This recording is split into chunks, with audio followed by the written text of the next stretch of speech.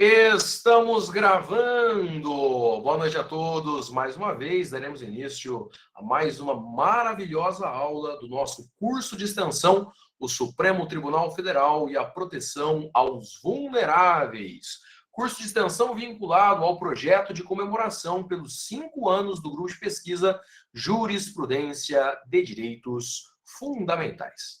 Bom, gente, vamos então começar a nossa maravilhosa aula 4, tratando dos grupos vulneráveis, população carcerária e sistema prisional e pessoas em situação de rua e favelas. 2 temas bastante polêmicos. Pessoas em situação de rua, especialmente, é um tema muito novo, pouco explorado pela doutrina. Vale muito a pena vocês conhecerem, porque já tem chamado a atenção dos promotores de justiça, especialmente da Defensoria Pública. Então, é uma área do direito que deve ser cobrada em concursos, especialmente, concursos da Defensoria Pública, por ser um grupo extremamente vulnerável. A título de exemplo, não é correto do ponto de vista jurídico, do ponto de vista técnico, chamar uma pessoa de mendigo. A legislação começa a trazer conceitos, uma mudança de nomenclatura. Assim como deficientes, por muito tempo, foram tratados como pessoas portadoras de necessidades especiais. Lembram disso? E a legislação agora fala pessoas deficientes. Só isso, fala em deficiência. Nós não vamos tratar de mendigos, por exemplo, pedintes, nada disso.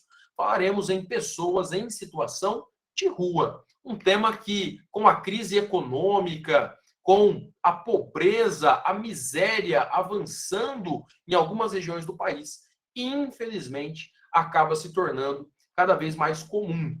Vamos falar também de migrações, refugiados, que muitas vezes acabam se tornando pessoas em situação de rua também. Mas antes de falarmos sobre isso, vamos tratar de um tema que é sempre visto com muita desconfiança, a população carcerária, os presidiários, os detentos e o sistema prisional brasileiro. Vou colocar aqui na tela para vocês o slide. Todo mundo consegue ver bem? Mandem um ok, por gentileza. Maravilha! Olha lá, então. Nossa aula 4, plano de aula, população carcerária e sistema prisional.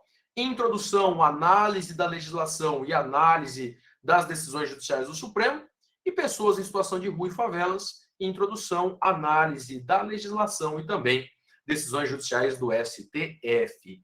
Lembrando que o tema pessoas em situação de rua, por ser um tema muito novo, ainda não encontra uma bibliografia considerável, várias decisões, nada disso, muito raro nós encontrarmos tanto no Supremo quanto no STJ, essa matéria sendo tratada. Vamos começar, então, por população carcerária e sistema prisional. Indicação de leitura. Estou indicando aqui Maternidade no Cárcere, uma análise crítica sobre a prisão domiciliar e o habeas corpus número 143641 São Paulo. É o habeas corpus coletivo que vamos estudar na aula de hoje, inclusive. O estado de coisas inconstitucional e a judicialização da política pública no âmbito do sistema carcerário brasileiro, mitigação do princípio da separação de poderes, do Raimundo Evandro Colasso Filho, o primeiro artigo da Júlia Menezes da Cunha Ramos. O terceiro artigo científico, quando o estado de coisas é inconstitucional, sobre o lugar do Poder Judiciário no problema carcerário, da Maíra Rocha Machado. Depois, a população em situação de rua e a busca pelo sentido da vida, uma questão de sobrevivência. Eu já coloquei os 2 temas aqui na nossa indicação de leitura, Então, esse tema da população de rua, estou indicando mais 3 artigos científicos da Luísa Zuquerato Castro, Maristela Costa de Andrade e Rafaela Loureiro Kernicaro. O artigo científico A Invisibilidade de Crianças e Adolescentes em Situação de Rua na Cidade do Rio de Janeiro, da Renata Mena Brasil de Couto.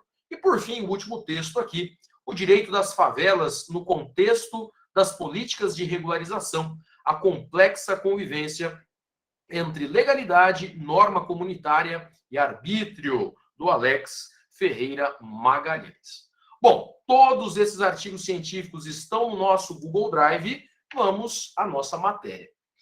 Antes de entrar no tema, queridos, eu gostaria de apresentar um autor que vale muito a pena vocês conhecerem. É um juiz brasileiro chamado Marcelo Semer, que tem obras fantásticas. Professor, são obras técnicas? Eu vou aprender processo penal? Vou aprender direito penal? Não, pequeno gafanhoto. São obras de formação intelectual, formação de base. São textos que vão auxiliar a reflexão. Livros que vão fazer vocês pensarem o sistema de justiça brasileiro. Estou indicando o primeiro, Entre Salas e Celas, Dor e Esperança nas Crônicas de um Juiz Criminal.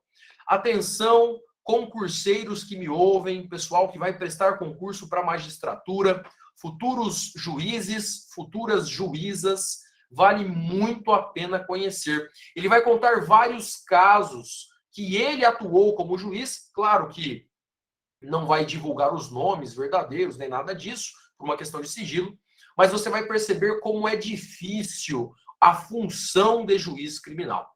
Tem um outro livro dele que ganhou, inclusive, prêmio Jabuti, olha só que interessante, Sentenciando o Tráfico, o papel dos juízes no grande encarceramento. E o último livro, que tem sido muito bem apresentado pela crítica, tem recebido muitos elogios, Os Paradoxos da Justiça, Judiciário e Política no Brasil. Um juiz criminal que reflete sobre os problemas do sistema prisional brasileiro, do sistema de justiça criminal. Vale muito a pena conhecer o professor e magistrado Marcelo Semer. O que mais, professor? Bom, agora um dos meus autores favoritos. Doutor Drauzio Varela, ele tem uma trilogia fundamental para vocês conhecerem melhor o ambiente, a atmosfera do sistema prisional. Vocês sabem que o Dr. Drauzio, ele atuou voluntariamente, inclusive, né, no Carandiru, a casa de detenção de São Paulo, em presídios femininos na capital também. E ele escreveu 3 livros que ficaram muito famosos, né? Carandiru, Estação Carandiru, Carcereiros e Prisioneiras. Carandiru virou filme, vale a pena você conhecer, se você ainda não assistiu. Carcereiros virou seriado da TV Globo e também filme, foi muito bem visto pela crítica também, Carcereiros. E o livro mais atual, Prisioneiras, que vai dialogar bastante, né, com os temas da nossa aula. Tem um outro livro tratando aí das mulheres em situação carcerária, as detentas, as presidiárias, chamado Presos que Menstruam. Já viu esse livro? Presos que Menstruam. Deixa eu dar uma olhadinha aqui, o nome da autora. Nana Queiroz. Nana Queiroz. Presos que Menstruam. Também é um ótimo livro para vocês conhecerem melhor essa questão do sistema criminal. Queridos, é uma questão interessante que, geralmente, na faculdade, a matéria mais interessante, num primeiro momento, é direito penal. Eu fico muito feliz porque o meu grande amigo Jefferson Jorge, professor JJ, geralmente é o primeiro professor de penal que vocês têm na graduação, e aí a experiência é a melhor possível, né? O Jota é um professor espetacular e um querido amigo. Mas a bem da verdade é que nós não conhecemos o direito penal até começar a atuar profissionalmente. Beatriz dizendo que comprou o livro Prisioneiras, mas ainda não leu.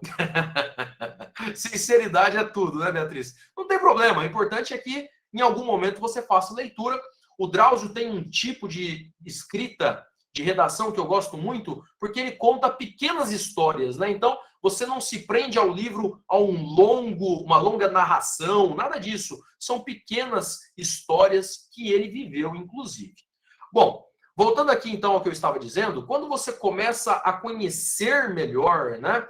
Então, quando vocês atuarem na advocacia criminal, forem atender um cliente num presídio, entender a lógica das facções criminosas, né?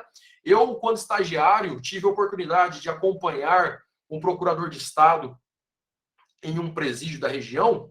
porque estava se apurando uma sindicância administrativa, porque os detentos mataram um outro preso, simplesmente pelo fato de que aquele presídio não era para entrar nenhum detento que fosse de outra facção. Foi algo que me marcou tanto que eu nunca esqueci o nome da facção, né? O presídio tinha uma atuação muito forte do PCC e entrou um detento de uma facção chamada Armas e Rosas. Armas e Rosas. Pessoal que é fã do Guns N' Roses aí, né? Armas e Rosas, atuação lá em Santos, no litoral paulista. E a gente ouvindo ali os detentos daquela cela, a frieza era algo que me impressionou muito, né? Porque a discussão do Estado era se os carcereiros, os agentes penitenciários, tinham conhecimento, se alguém favoreceu, se alguém foi subornado, essa era a investigação. Mas quando nós ouvimos os detentos ali, que participaram, que mataram o cidadão, gente, na pancada mesmo, né? Entraram 3 detentos de uma determinada facção e espancaram até a morte o outro preso que era da facção adversária. E a conversa era assim, na verdade, o comando veio de cima, os irmãos determinaram que fosse eliminado e nós cumprimos a ordem. O cidadão não sabia nem quem era a vítima, não conhecia. Veio a ordem de cima, a gente cumpriu aqui embaixo. Como se fosse uma questão basicamente profissional. Então, é muito importante que vocês conheçam o sistema prisional antes de quererem atuar na advocacia criminal, né, gente? Porque é uma situação, assim, bastante delicada. Eu tenho profundo respeito pelos advogados criminalistas, são profissionais fundamentais, né, para o sistema de justiça, mas eu, particularmente, nunca consegui atuar na grande criminalidade, né? Sempre algum cliente nosso até pode se envolver numa questão criminal, mas nada perto, né, da grande criminalidade que assola o nosso país. A Tainá está dizendo que Presos que Menstruam, da Nana Queiroz, tem no Kindle. Olha que legal, aquela assinatura que você paga para fazer a leitura gratuita, né, Tainá? Muito legal a indicação. E a Dani está dizendo que vê cada coisa no estágio que só Deus na causa. Pois é, Dani, é realmente complicado, né? Fica a leitura, então, para vocês enriquecerem culturalmente a bagagem com relação às leituras sobre o sistema prisional brasileiro, Carandiru, Carcereiros e Prisioneiras, do Drauzio Varela, que, na minha humilde opinião, é um dos grandes escritores brasileiros que nós temos. Vou indicar também o Dr. Drauzio no seriado, na verdade, podcast, né? Mano a Mano, com Mano Brown. Vale muito a pena ouvir o bate-papo do Dr. Drauzio Varela com Mano Brown no no podcast Mano a Mano, lá no Spotify. Bom, vamos ao que interessa, matéria técnica. Professor, quais são as principais leis que nós vamos estudar? Na verdade, queridos, essa questão do sistema prisional é uma matéria muito extensa, né? Tanto é que vocês têm matérias específicas ao longo da faculdade só para estudar execução penal. A lei de execução penal, a lei 7210 de 84, carinhosamente chamada de LEP. A lei de execução penal é uma lei fundamental para esse tipo de caso que nós vamos estudar, mas nós faremos uma análise muito pontual, né, muito específica, só para o que precisamos para análise das decisões do Supremo. Estou indicando também a leitura da Lei 11.671 de 2008, que dispõe sobre a transferência e inclusão de presos em estabelecimentos penais federais de segurança máxima. Muito interessante aí, né? Uma matéria, parece de filme, né, professor? Transferência de presos em estabelecimentos de segurança máxima federais. Vale a pena conhecer essa lei.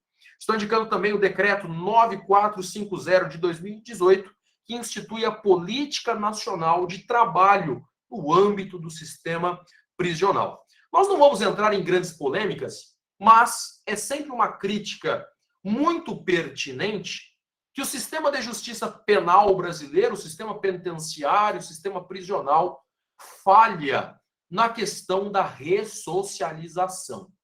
E a bem da verdade, queridos, é que se você não entende a complexidade de um presídio, de uma penitenciária, se você não entende a lei do crime, vocês sabiam que existe o tribunal do crime, né? As facções criminosas têm estatutos. Vou dar só um exemplo para vocês aqui. Lá no livro Carcereiros, Dr. Drauzio Varela, ele conta como o PCC acabou com o consumo e comercialização de crack nos presídios paulistas.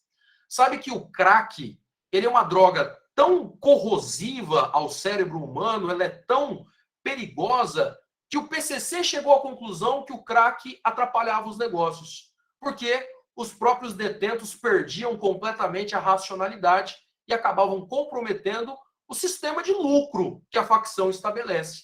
O PCC, então, faz uma lei com 2 artigos. 2 artigos. Quem trafica morre, quem consome apanha quase até a morte ou fica numa situação aí bastante delicada. Quem trafica morre, quem consome apanha. Em 7 meses, o consumo de crack nas penitenciárias foi praticamente aniquilado, né? Não tinha mais crack nas penitenciárias paulistas. Aí você pergunta, professor, por que a lei do crime funciona de forma tão efetiva?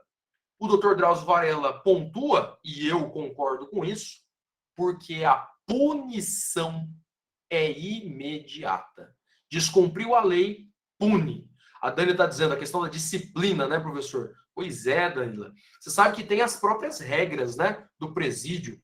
O detento não pode olhar, né, no dia de visita, ele não pode olhar para a esposa de um outro detento. É um universo paralelo, é um mundo à parte. É importante que vocês saibam aí, né, dessas questões. Bom, voltando ao que interessa, então. A Heloísa dizendo o que o Rogério Greco diria sobre isso, hein, professor? Pois é, Heloísa. A questão é a seguinte, gente. Eu estava dizendo que o trabalho é fundamental para a ressocialização. Um outro fator muito interessante, gente, é a religião. Eu, particularmente, não tenho estudado aprofundadamente essa matéria, porque eu não atuo na área penal, não sou professor nessa área, não sou advogado nessa área.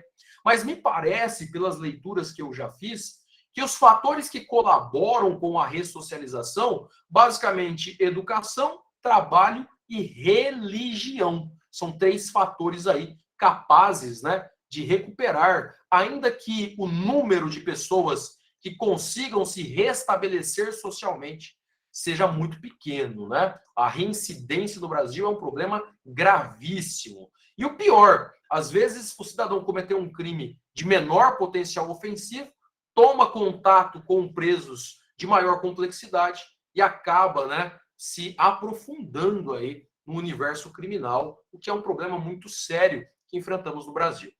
Tivemos também no Supremo a súmula vinculante número 11, que disciplina o uso de algemas, e o presidente Michel Temer acabou fazendo um decreto lá em 2016 para regulamentar a súmula vinculante 11. É muito interessante esse movimento legislativo, né? O Supremo criou uma súmula e o presidente da República, identificando que era um tema importante, fez virar lei o decreto 8858 de 2016, que inclusive é um decreto pequeno, mas trata até mais do que a súmula vinculante 11. Micaele dizendo que, infelizmente, é uma tendência à reincidência criminal. Pois é, Micaele, essa é uma questão muito importante, não só do direito, mas da criminologia, da sociologia. Vale muito a pena vocês estudarem um autor chamado Foucault. Foucault estudou muito, né? Tem lá o livro clássico Vigiar e Punir, muito importante para a galera que vai para o direito penal, o direito criminal. O que mais, professor? Temos as regras de Bangkok, regras da ONU, das Nações Unidas, para o tratamento de mulheres presas e medidas não privativas de liberdade para mulheres infratoras. É também um documento muito interessante, eu vou colocar para vocês aqui algumas questões sobre isso. O Brasil tem se norteado, né, tem acabado seguindo em algumas questões as regras de Bangkok. O que mais, professor? Na aula de hoje também falaremos de direito comparado, uma sentença da Corte Constitucional da Colômbia. Ok, Brasil. Estudando direito colombiano? É, filho, porque o Supremo acabou incorporando a tese jurídica, a chamada tese do estado de coisas inconstitucional. Foi uma discussão lá da sentença T025 de 2004 da Corte Constitucional da Colômbia, que o Supremo acabou adotando essa teoria, inclusive na fundamentação de um dos acórdãos que nós estudaremos na aula de hoje. Vamos lá, gente. Legislação, de uma forma muito breve, né? Porque nós só vamos estudar aqui o necessário para entrar nas decisões do Supremo. A Constituição da República Federativa do Brasil, lá no artigo 5º, traz direitos fundamentais do apenado ou do detento, do presidiário. Professor, mas tem diferença de apenado para detento? Tem, filho. O apenado é aquele que sofreu a condenação definitiva. Tem a sentença penal transitada em julgado. Sentença penal condenatória já transitou em julgado e sofreu a aplicação da pena, é um apenado. Agora, nem todo mundo que está preso é apenado, né? Você pode ter um preso em prisão preventiva, em prisão temporária. Vamos falar um pouquinho sobre isso, as prisões cautelares. Bom, nenhuma pena passará da pessoa do condenado, podendo a obrigação de reparar o dano e a decretação do perdimento de bens ser, nos termos da lei, estendidas aos sucessores e contra eles executados até o limite do valor do patrimônio transferido. Nenhuma pena passará da pessoa do condenado. Isso é muito interessante porque antigamente, né, nós tínhamos sistemas que o cidadão cometia um crime e o filho dele poderia pagar por isso também. Então, aqui nós temos a individualização da pena, né? A pena não pode passar da pessoa do apenado. Tem um exemplo muito interessante do ponto de vista histórico aqui na América Latina. O filho do Pablo Escobar, embora tivesse um pai que foi um grande sanguinário, digamos assim, né? Pablo Escobar causou muitas mortes.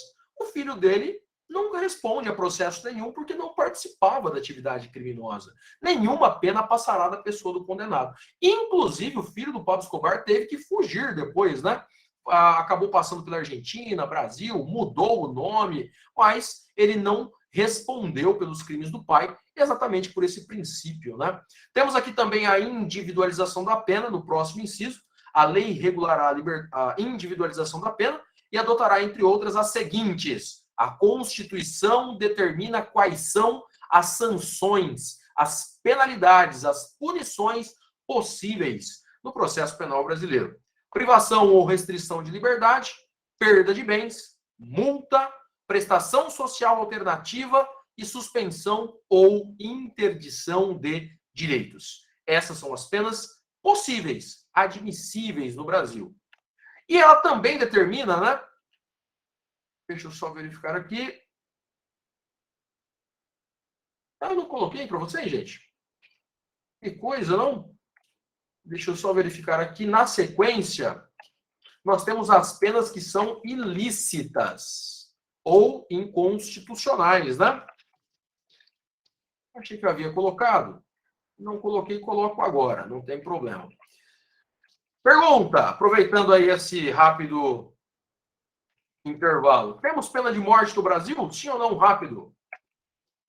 Temos pena de morte no Brasil?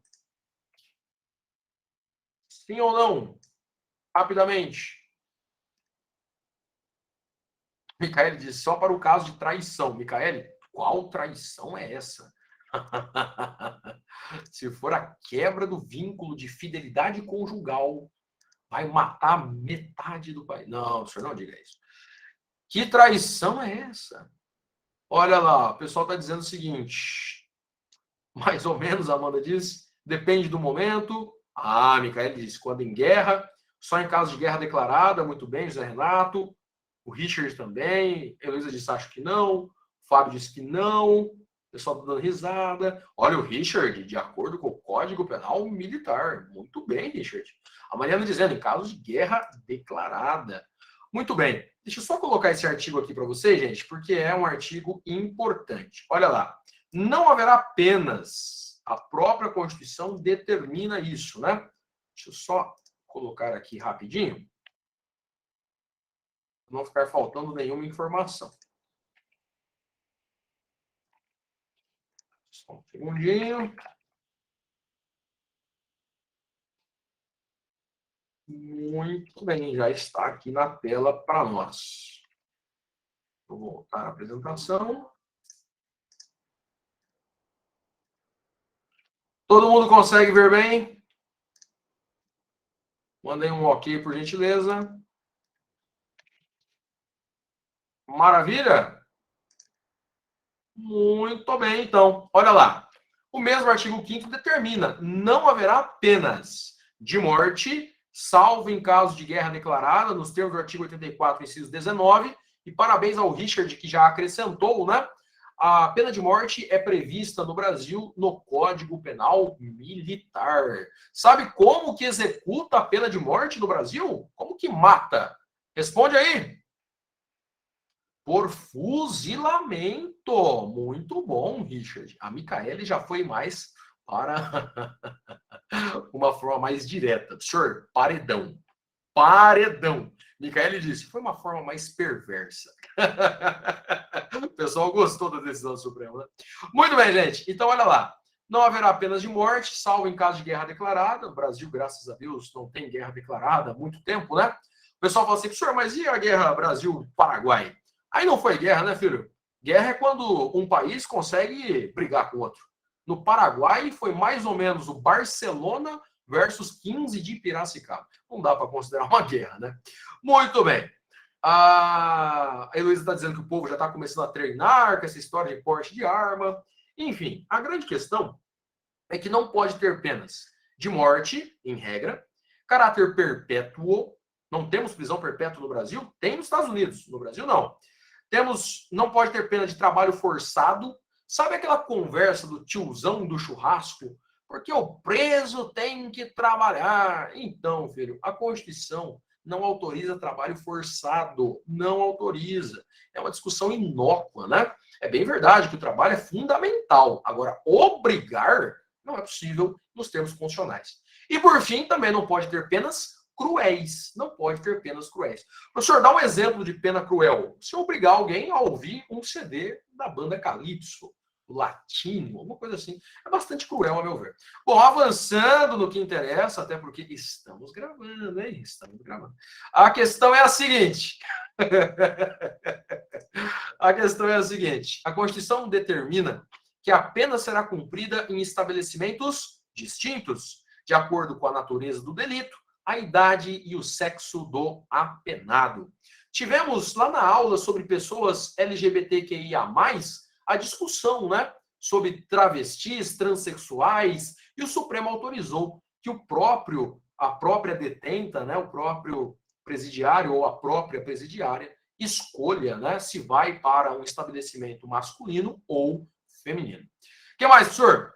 O Supremo já decidiu essa matéria. Estudamos na aula sobre pessoas LGBTQIA+.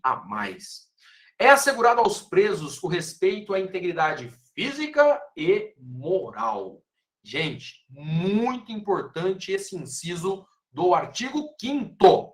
É assegurado, é garantido aos presos o respeito à sua integridade física e moral. Professor, e aí? E se ele morre dentro do presídio? Calma, pequeno gafanhoto. Essa é uma das decisões que nós vamos estudar na aula de hoje. O que mais, professor? Lá no inciso 50, as presidiárias serão asseguradas condições para que possam permanecer com seus filhos durante o período de amamentação. Perceba que a Constituição, até por uma questão humanitária, assegurou ao filho o direito de permanecer durante o período de amamentação com a mãe. Essa é uma questão que envolve muita polêmica, né? Muita gente entende que o bebê não deveria frequentar o ambiente prisional, mas a Constituição garante o direito tanto à mãe quanto ao filho. E um detalhe, gente, não estou dizendo que você tem que concordar com a Constituição.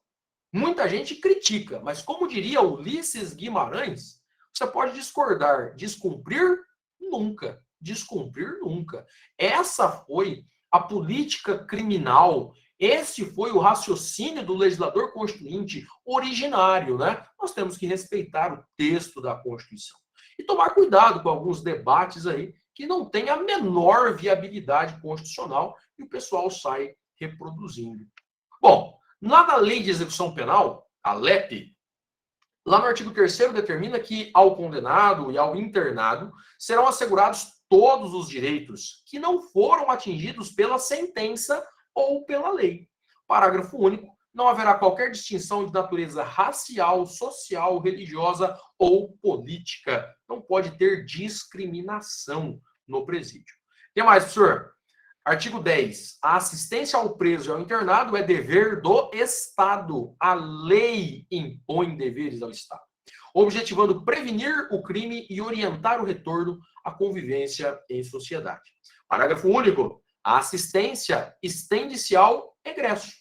E aí, lá no artigo 11, ele diz qual é a assistência que o Estado deve prestar. A assistência será material à saúde, assistência jurídica, educacional, social e religiosa. Depois você abre a LEP, a Lei de Execução Penal vai detalhar o que é assistência material, a saúde, assistência jurídica, enfim. Nós temos aqui, né, direitos dos presidiários, direitos dos detentos.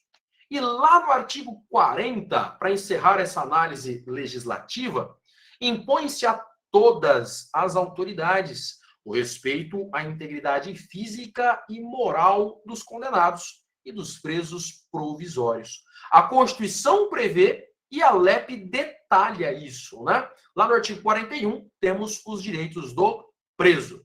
Aí alguém vem e pergunta: e os direitos da vítima? Os direitos da vítima também são assegurados pela Constituição, também são assegurados pela legislação. Mas como diria o grande filósofo Tim Maia, uma coisa é uma coisa e outra coisa é outra coisa. Não tem como confundir aqui, né, gente? Estamos falando sobre presidiários, sobre detentos, pessoas que estão sob a custódia do Estado. Lembrando que direito e justiça não são vingança.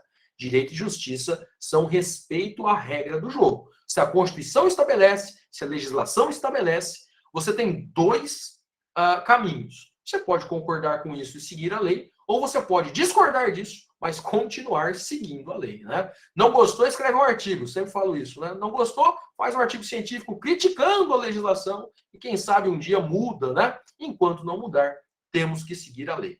Inclusive, o pessoal que vai se formar agora, tem uma parte muito importante na colação de grau, vocês vão levantar a mão direita e vão jurar defender a Constituição. Farão isso 2 vezes, na colação de grau e na entrega da carteira da Ordem dos Advogados do Brasil, né? Nós, advogados, fazemos o juramento, o compromisso de defender o Estado democrático de direito e cumprir a Constituição. Tudo que estiver fora disso é conversa não jurídica, né? A Amanda dizendo: quando apresentei no grupo de pesquisa sobre a situação dos presos, entrei com um pensamento e mudei 100% após estudar sobre o tema. Que legal, Amanda, fico feliz aí. A questão do estudo é isso, né? É ouvir a outra parte, analisar aí as peculiaridades. Enfim, temos aqui no artigo 41 os direitos do preso: alimentação suficiente, vestuário, trabalho, previdência social, a proporcionalidade da distribuição do tempo para trabalho, descanso e recreação, a questão do banho de sol, né, queridos? É uma questão extremamente importante. Chamamento nominal, né, visita do cônjuge. Eu sei que são assuntos polêmicos, queridos. Eu sei que são polêmicos, mas é o que a lei determina, é o que a lei define. As regras de Bangkok tem um documento muito legal do CNJ que depois eu mando para vocês no WhatsApp, falando sobre isso, né? São regras das Nações Unidas para o tratamento de mulheres presas e medidas não privativas de liberdade para mulheres infratoras. Então, as Nações Unidas chegaram ao consenso que é necessário um conjunto de regras mínimas para um tratamento digno da mulher que esteja presa. Eu comentei em aulas passadas algo que me chamou muita atenção, e foi algo que realmente eu fiquei pensando por alguns dias. Vocês sabiam que muitas mulheres presidiárias acabaram dando à luz algemadas? Algemadas, num momento extremamente importante da vida da mulher. Inclusive, queridos, o feto não tem nada a ver com o crime que foi cometido pela mãe. E ela vai lembrar para sempre que, nesse momento, ela estava algemada, né? Então, é algo que realmente chama bastante atenção. Bom, aqui nesse documento do CNJ, eles indicam como precedente o habeas corpus 126.107 São Paulo, relatora ministra Carmen Lúcia, né? Uma paciente que era portadora de cardiopatia grave em estágio avançado da gestação, estava presa preventivamente desde 20 de 5 de 2014, em razão da suposta prática do crime previsto no artigo 33 da Lei 11.343 de 2006. Vamos falar daqui a pouquinho sobre prisão preventiva. A Luísa está dizendo, né, como se a mulher fosse sair correndo em trabalho de parto, fosse colocar em risco a integridade física, né, dos agentes penitenciários. Enfim, queridos, é uma questão que a gente tem que refletir, né? Realmente, alguns detentos necessitam de uma contenção para assegurar a integridade física não só dos agentes de justiça, mas do próprio preso, né? Muitas vezes o preso ele coloca em risco a sua própria vida. Mas vamos combinar, né? Num momento de trabalho de parto, me parece improvável, né, que essa mulher coloque em risco a vida de alguém, né? Enfim. Avançando no que interessa. Olha a situação do Brasil. Justiça Interamericana monta super caso contra presídios brasileiros. A Corte Interamericana de Direitos Humanos, ela juntou vários casos, né? Vocês lembram do presídio Urso Branco, presídio de Pedrinhas? Vocês lembram disso?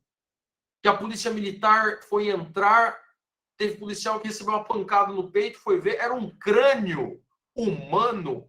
O que, Brasil? É, filho, o sistema é bruto, né? Então, a Corte Interamericana juntou várias denúncias contra presídios brasileiros e montou um super caso. Teve até audiência, né? Recentemente no Brasil aí, não sei se já teve ou vai ter, mas a Corte Interamericana convocou a audiência pública para entender melhor a situação, mas nós sabemos, né, gente? Se no estado de São Paulo a situação já é complexa, você imagine nos estados mais pobres da federação. É uma situação bastante complicada, né? A Corte Interamericana decidiu unificar 4 casos de violações de direitos humanos em presídios do país em um só caso e está cobrando explicações do Brasil. Beatriz está horrorizada, a Micaele está absurdada. Realmente é uma questão extremamente complicada, complexa. Isso porque o Brasil já foi, né, levado à Comissão Interamericana. Fica aqui o relatório da comissão, o relatório 34 do ano 2000, o caso 11.291, Carandiru versus Brasil. Tem o relatório da Comissão Interamericana para quem quiser conhecer melhor a história, né? E por uma recomendação da Comissão Interamericana de Direitos Humanos, o Carandiru foi implodido. A Casa de Detenção de São Paulo veio abaixo por pressão internacional, recomendação de organismos, organizações internacionais, a exemplo da Comissão Interamericana de Direitos Humanos, que é um órgão da OEA, a Organização dos Estados Americanos. A súmula vinculante 11 acabou influenciando a elaboração do decreto 8858 de 2016, e a súmula vinculante 11 tem até 2 precedentes aqui do Supremo, né, julgados em 2007, em 2008, o habeas corpus 91.952, que foi relatado pelo ministro Marco Aurélio, e o habeas corpus 89.429, que foi relatado pela ministra Carmen Lúcia. Olha o que o Supremo definiu como tese jurídica. Só é lícito o uso de algemas em caso de resistência e de fundado receio de fuga ou de perigo à integridade física própria, a integridade física do próprio preso, né, a pessoa que está algemada, ou a integridade física alheia. Era muito comum, queridos, numa sala de audiência, tinha juiz que mandava algemar todos os presos. Todos os presos. Como assim, senhor? O cidadão falsificou um documento, chegava no audiência, não, é melhor pôr algema. Mas como assim, excelência? Como assim, né? E o advogado ficava batendo boca com o juiz, excelência, não é necessário, né? Então, a gente teve um reconhecimento do Supremo que só é lícito o uso de algemas em casos de resistência, fundado receio de fuga, perigo à integridade física própria ou alheia, por parte do preso ou de terceiros, justificada a excepcionalidade por escrito. O juiz tem que fundamentar a decisão de colocar a algema. sob pena de responsabilidade disciplinar, civil e penal do agente ou da autoridade e de nulidade da prisão ou do ato processual a que se refere, sem prejuízo da responsabilização civil do Estado, né? A responsabilidade civil do Estado. Então, aos advogados criminais que me ouvem, sempre que ocorrer um abuso de autoridade com relação a algemas, você tem direito de constar em ata, na audiência, que foi descumprida a súmula vinculante 11. E se foi descumprida a súmula vinculante, cabe reclamação constitucional ao Supremo Tribunal Federal. Hoje, com as audiências sendo gravadas, os juízes geralmente só vão determinar o uso de algemas em casos realmente necessários, né? Mas eu não vou dizer para vocês que nós não tínhamos alguns abusos, né? Alguns excessos. Por outro lado, queridos, muitas vezes o juiz deve determinar o uso de algemas. Então, o preso já tem histórico, o preso é violento, o preso coloca em risco os agentes penitenciários, a própria polícia militar, a integridade de vida do juiz, do promotor, do escrevente. Aí, justifica e coloca a algema. O que a súmula vinculante busca coibir são os excessos. São os excessos. Bom, para finalizar essa análise, a súmula vinculante virou lei no Brasil, o decreto 8858/2016. O presidente Temer, então, um decreto de 2 artigos, interessante que é bem curtinho, né? O emprego de algemas observará o disposto nesse decreto e terá como diretrizes. Falamos no primeiro bloco da importância do direito internacional. Olha só que interessante esse decreto. A Constituição, inclusive a proteção e promoção da dignidade da pessoa humana, a proibição e a submissão de tratamento desumano, tratamento degradante, mas não só a Constituição. A lei brasileira, o decreto 8858/2016, cita 2 tratados internacionais. Temos aqui as regras de Bangkok, que eu comentei com vocês, a resolução 2010/16 de 22 de julho de 2010 da ONU e o Pacto de São José da Costa Rica, a Convenção Americana de Direitos Humanos, que determina o tratamento humanitário dos presos, em especial das mulheres em condição de vulnerabilidade. E, por fim, o artigo 2º e o 3º, aliás, tem 4 artigos, né? Falei que tinha 2, é que são praticamente 2 temas em 4 artigos, né? O artigo 2º, ele repete o texto da súmula, né? É permitido o emprego de algemas apenas em caso de resistência e de fundado receio de fuga ou de perigo à integridade física própria ou alheia, causado pelo preso ou por terceiros, justificada a sua excepcionalidade por escrito. O artigo 3º determina que é vedado o emprego de algemas em mulheres presas em qualquer unidade do sistema penitenciário nacional durante o trabalho de parto ou o trajeto da parturiente entre a unidade prisional e a unidade hospitalar, e inclusive após o parto, durante o período em que se encontra hospitalizado. Artigo 4º determina que o decreto entre em vigor na data de sua publicação. Até aqui, todo mundo junto? Manda um ok aí, mostre que você está vivo, acordado. Não quero abusar da sua generosidade, mas eu penso que em 10 minutinhos a gente encerra essa aula, hein? Eu ouvi um amém. Micaele é o tipo de pessoa que eu gosto. Bora, senhor. Vamos lá. Já estou jantando mesmo? Toca em frente. A Adriele está junto também. Micaele disse que já jantou. Muito bem, Micaele. Durante a aula, Micaele? Ou antes? Pessoa organizada, jantou antes ou durante a aula? Não tem problema, é importante assistir a aula. Né?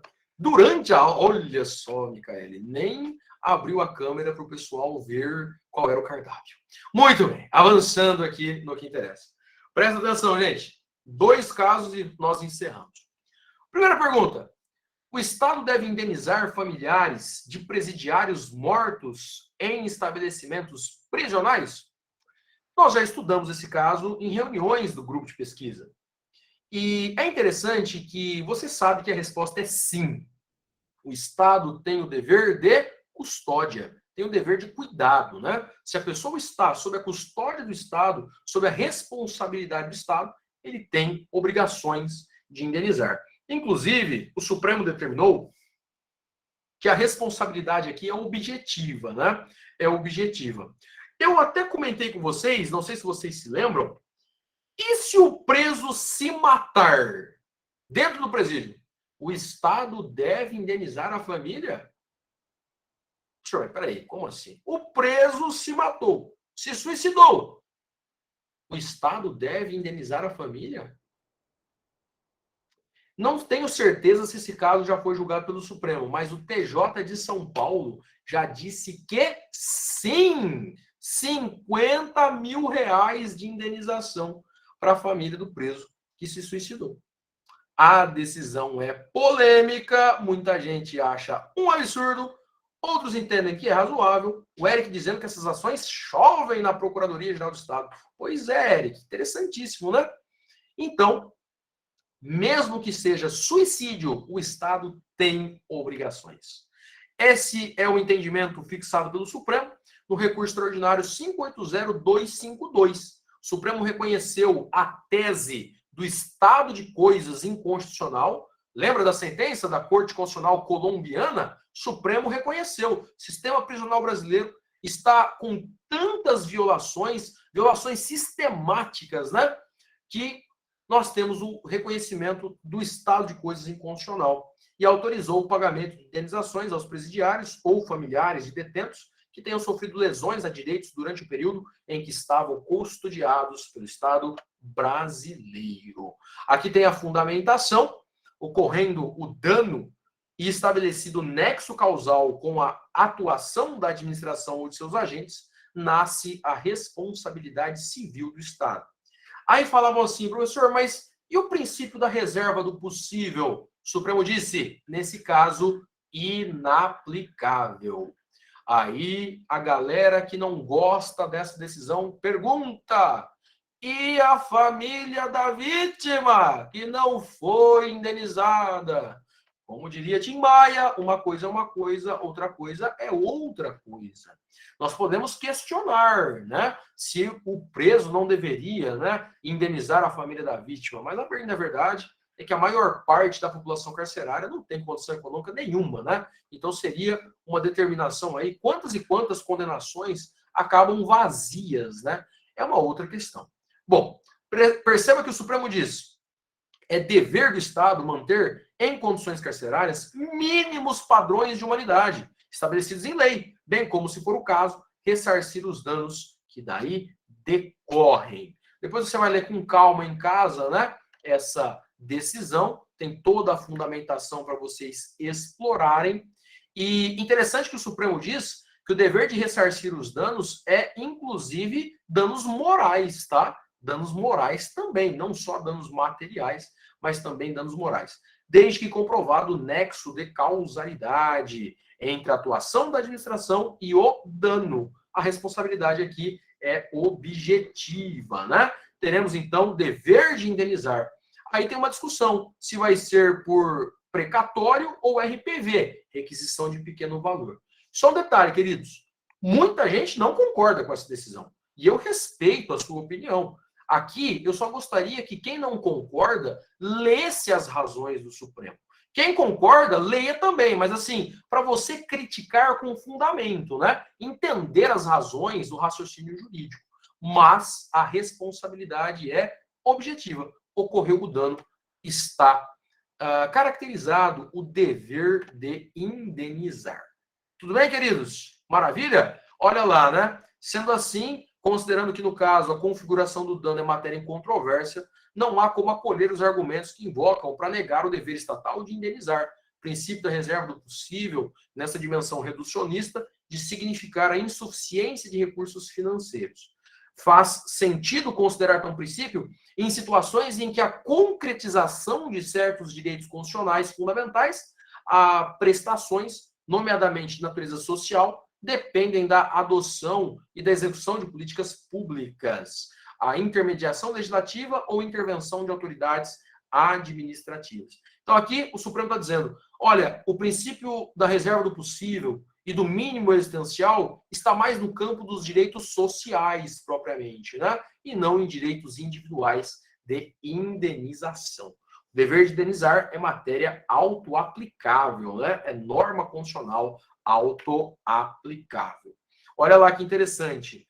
Não há dúvida de que o Estado é responsável pela guarda e segurança das pessoas submetidas a encarceramento, enquanto ali permanecerem detidas, e é dever do Estado mantê-las em condições carcerárias com mínimos padrões de humanidade estabelecidos em lei, bem como, se for o caso, ressarcir os danos que daí decorram.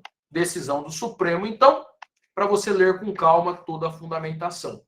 Lá no tópico 7, né, o Supremo vai citar a Lei de Execução Penal, ele vai falar também, né, do Sistema Nacional de Prevenção e Combate à Tortura, Pacto Internacional de Direitos Civis e Políticos da ONU, Convenção Americana de Direitos Humanos, tudo que nós já falamos em aula, né? Princípios e boas práticas para a proteção de pessoas privadas de liberdade, que é a resolução 0108, aprovada em 2008 pela Comissão Interamericana, vai falar ali de algumas resoluções da ONU também, as regras de Bangkok também foram citadas. Enfim, tem toda a fundamentação para vocês estudarem com mais tranquilidade. Todo mundo junto até aqui? Manda um ok e vamos para a última decisão. Essa decisão aqui, estamos até de forma mais rápida porque estudamos, né, em reuniões do grupo de pesquisa. Essa decisão já foi objeto de análise. Olha, o pessoal está animado. Então vamos, senhor, vamos embora. Último tema. Entendendo a problemática sobre mulheres gestantes ou com filhos até 12 anos e a prisão preventiva. Queridos, essa é uma matéria que vocês aprendem em processo penal. Fiz aqui uma rápida revisão. Olha na tela rapidamente. Quando nós falamos em prisão, nós podemos pensar na prisão em flagrante delito, que qualquer um do povo pode e o Estado deve. Lembra disso? Qualquer um do povo pode e o Estado deve prender em flagrante delito. Temos as prisões cautelares, que se dividem em prisão preventiva e prisão temporária, e temos a prisão definitiva. Vamos começar pela definitiva, porque flagrante todo mundo sabe o que é.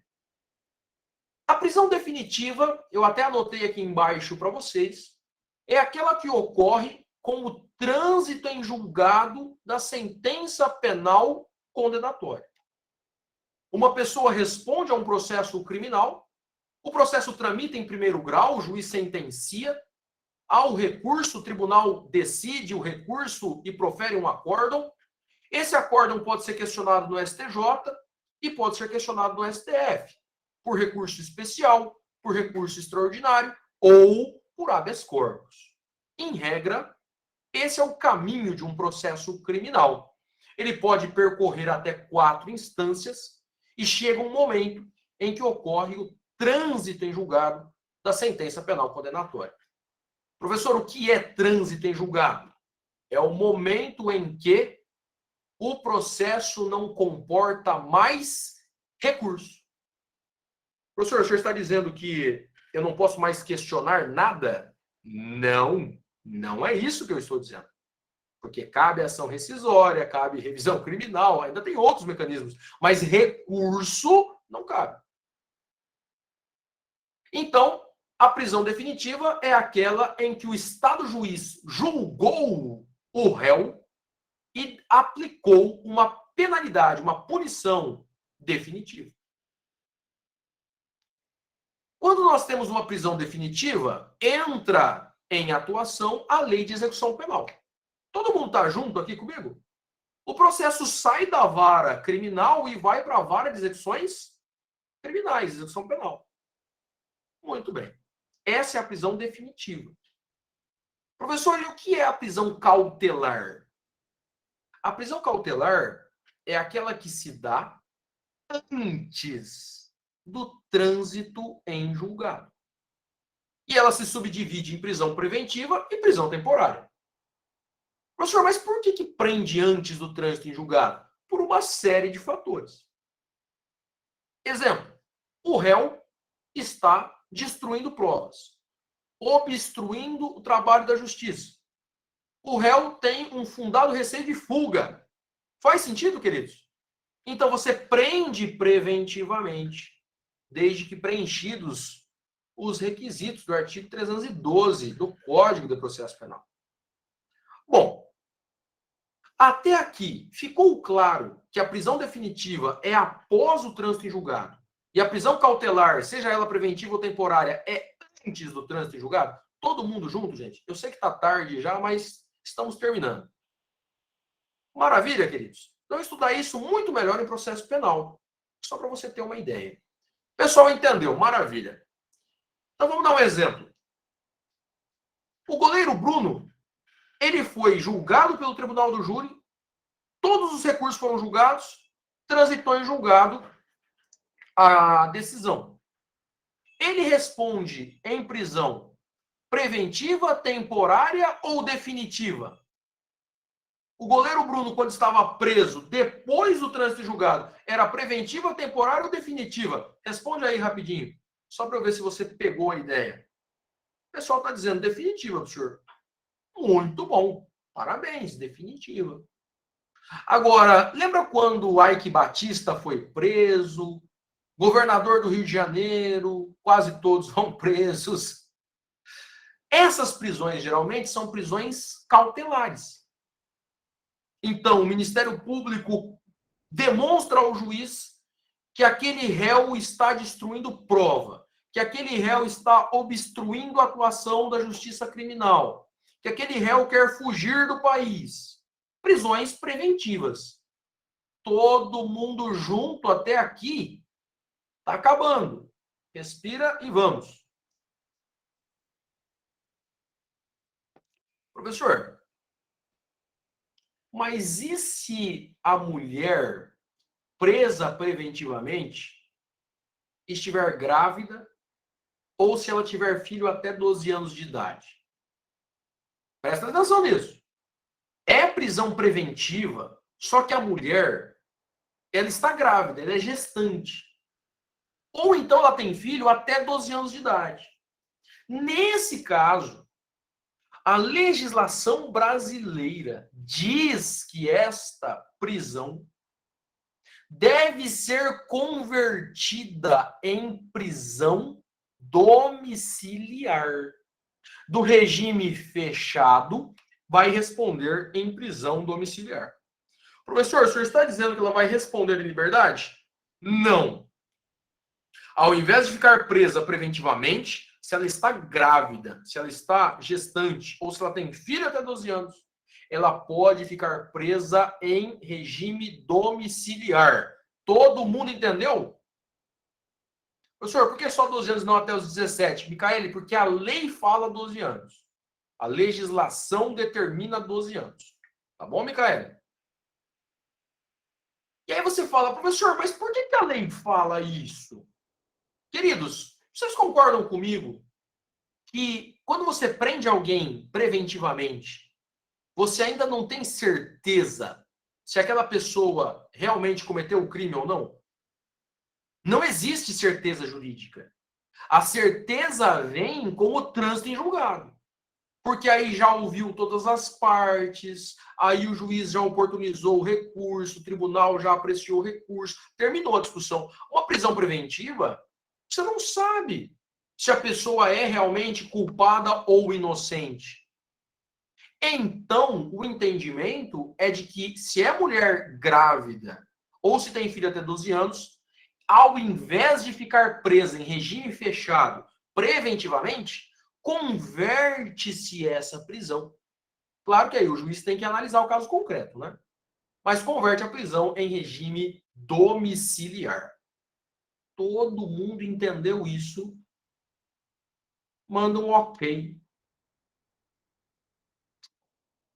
Acontece que a Defensoria Pública do Estado de São Paulo identificou que haviam mais de 3.000 mulheres presas preventivamente que eram gestantes ou tinham filhos até 12 anos. Mais de 3.000 no estado de São Paulo. Pergunta: eu vou entrar com 3.000 habeas corpus? Ou eu posso entrar com um habeas corpus coletivo, discutir a tese e aplicar para as 3.000? O que você acha? Responde aí, filho. Amanda dizendo, foi o primeiro, né, professor? Ô, Amanda, até nós já tivemos alguns habeas corpus coletivos no STJ, especialmente. No Supremo, foi o que ganhou maior relevo. Foi considerado leading case. E aí, então, a partir daí, nós começamos a pensar no habeas corpus coletivo. Só que tem um detalhe. Qual o detalhe, professor? Olha o que a Constituição diz. Lá no artigo 5º. Temos o habeas corpus. Conceder-se-á habeas corpus sempre que alguém sofrer ou se achar ameaçado de sofrer violência ou coação em sua liberdade de locomoção por ilegalidade ou abuso de poder. Sempre que alguém é singular ou plural. Vai, Brasil! Alguém é singular ou plural? É singular, professor. Então, o habeas corpus, para o texto constitucional, ele é individual. E olha só o que os críticos dessa decisão dizem. Quando a Constituição quis criar um mecanismo processual individual e coletivo, ela fez de forma expressa. Olha o mandado de segurança. Tem um inciso falando do mandado de segurança individual e tem um inciso falando do mandado de segurança coletivo. Se a Constituição quisesse que o habeas corpus fosse coletivo, teria um inciso para o habeas corpus individual e teria outro inciso para o habeas corpus coletivo. Esse era um dos argumentos de quem criticava a possibilidade de habeas corpus coletivo. Quando você olha o Código de Processo Penal, o Código reproduz a Constituição. O Código de Processo Penal regulamenta o habeas corpus individual, não fala nada do coletivo.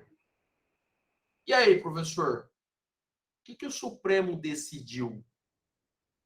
O Supremo decidiu o habeas corpus coletivo 143641. E o Supremo aceitou o habeas corpus coletivo da Defensoria Pública de São Paulo. Professor, tem previsão legal? A resposta é não. Não tem previsão legal. Mas o Supremo disse que, por se tratar de um mecanismo de proteção a direitos fundamentais, não há empecilho, não há impedimento, a Constituição não proíbe, a legislação não proíbe. E, por consequência, admitiu-se o habeas corpus coletivo. 143641. O Ministério Público disse, calma, pequeno gafanhoto. Essas mulheres que estão presas preventivamente foram presas, em sua maioria, por traficar droga dentro de casa. Você vai devolvê-las para o regime domiciliar? O argumento é forte ou não, gente? O argumento é forte ou não? Eu acho forte. Mas o Supremo disse: a Constituição e a legislação, especialmente, determinam que se a mulher está grávida ou tem filho até 12 anos, claro que vai ser considerado uma série de fatores, mas ela tem direito à conversão da prisão em regime domiciliar. Se de fato ela for condenada, se ela for culpada, ela vai cumprir a pena em regime fechado. Enquanto for prisão preventiva, tem que converter para o regime domiciliar em regra. Todo mundo entendeu? Olha lá.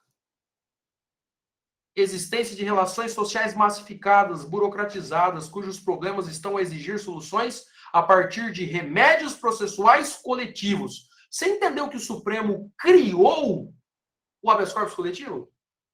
É um exemplo de ativismo judicial para a proteção de direitos fundamentais. É um mecanismo processual criado pela jurisprudência. Olha lá o que o Supremo disse. Tramitam mais de 100 milhões de processos no Poder Judiciário brasileiro, ao cargo de pouco mais de 16 mil juízes. 100 milhões de processos para 16 mil juízes. O qual exige que o Supremo prestigie remédios processuais de natureza coletiva, para emprestar a máxima eficácia ao mandamento constitucional da razoável duração do processo e ao princípio universal da efetividade da prestação jurisdicional. Inciso 7 aqui, né? O tópico 7. Comprovação nos autos de existência de situação estrutural em que mulheres grávidas e mães de crianças, entendido o vocábulo aqui em seu sentido legal, como a pessoa até 12 anos de idade incompletos. Olha que legal, a lei define o que é criança, a lei define o que é idoso. Criança até 12 anos, incompletos. Nos termos do artigo 2º do Estatuto da Criança e do Adolescente, estão de fato cumprindo prisão preventiva em situação degradante, privadas de cuidados médicos pré-natais e pós-parto, inexistindo outra assim berçários e creches para os seus filhos. O Supremo fala, e olha que coisa interessante, queridos, cultura do encarceramento, que se evidencia pela exagerada e irrazoável imposição de prisões provisórias a mulheres pobres e vulneráveis, em decorrência de excessos da interpretação e aplicação da lei penal, bem assim da processual penal, mesmo diante da existência de outras soluções de caráter humanitário, abrigadas no ordenamento jurídico vigente. Bom, finalizando, olha só que legal, né? Ela cita aqui o ECA, falando também do feto, do nascituro, e com isso o Supremo entendeu que se a mulher se enquadra no texto legal, em regra, deve ser convertido o regime fechado para o regime domiciliar. Habeas corpus coletivo. Hoje é uma criação jurisprudencial. O Supremo admitiu o habeas corpus coletivo e prestigiou o direito da mulher que estava presa preventivamente. E não só da mulher, mas do feto ou do filho até 12 anos. Todo mundo junto. Professor, e se a prisão for definitiva? Se for definitiva, meu querido, cumpre em regime fechado. É só para a prisão preventiva. É o que a lei determina. Se a prisão for definitiva, a mulher, se ela tem filho, se ela é gestante, a única coisa que a Constituição assegura é que o nascituro vai ficar com a mãe até o período de amamentação. Mas o regime é fechado, não vai converter para o regime domiciliar. Se tiver dúvida, pergunte. Se não, encerramos os dois casos sobre população carcerária e sistema prisional. Na próxima aula, vou colocar a lista aqui para vocês, né? Mandar a lista de presença aos bravos guerreiros que ficaram até o final. Olha que beleza. 25 alunos até o final. Parabéns. 10h30 da noite. Queridos, se tiver dúvida, pergunte. Se não, um grande abraço a todos. Bom final de semana e até a próxima aula. Vou marcar mais uma aula, né? A Adriana está falando, calma lá, professor. Não está entrando. Não está entrando? Calma aí. Ah, tá. Agora sim, liberei aqui. Liberei. A lista está travada. Fábio, tenta atualizar agora. Valeu, gente. Nós vamos conversando pelo WhatsApp, tá? Cabeças iam rolar. Está certo agora. Foi. Maravilha, gente. Bom final de semana para todos. Um grande abraço e até a próxima. Valeu. Tchau, tchau.